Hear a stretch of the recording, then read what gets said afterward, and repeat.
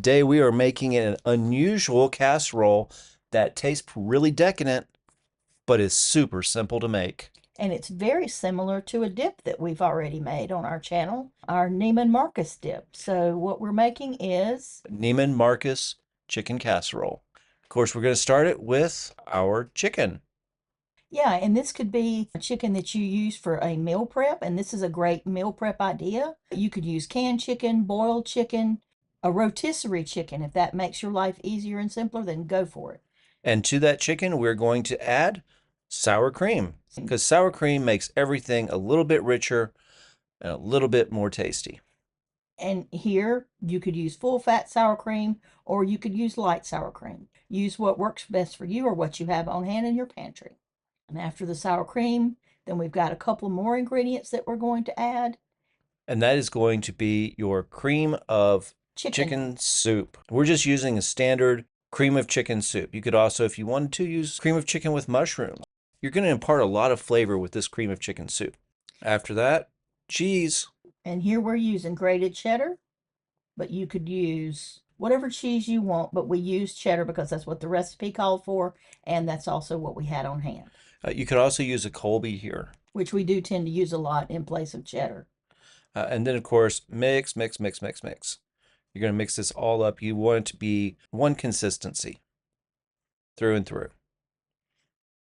Now, here's the real star of the show. The big star. Almonds. Almonds. Yep. Slivered or sliced. Yep, slivered or sliced almonds.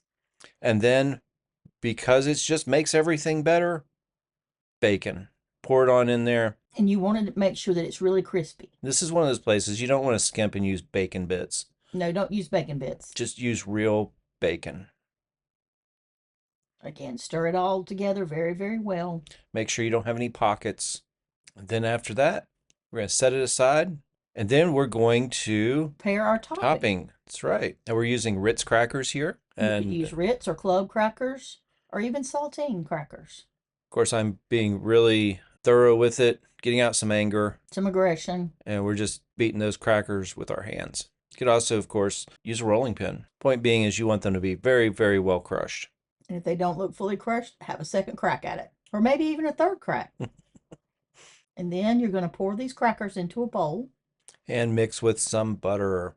Some melted butter. Again, stir, stir, stir. Get those crackers absorbing all the butter that you had in there. And again, like I mentioned earlier, if you're using meal prep as one of the ways to make your life simpler, then also use one of those disposable aluminum dishes. But this is right up that meal prep alley. You're just going to put it in the refrigerator. And then once you're ready to cook it, you would just add the crackers at the very end rather than what we're going to do here, which is bake it and then take it and deliver it.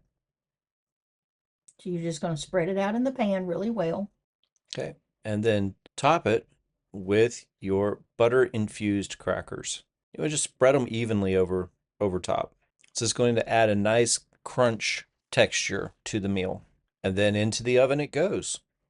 And we'll be right back after it finishes baking. Okay, and after it's baked, this is what it's going to look like. And it's going to come out really hot, but we're going to have a little taste, and it's that simple.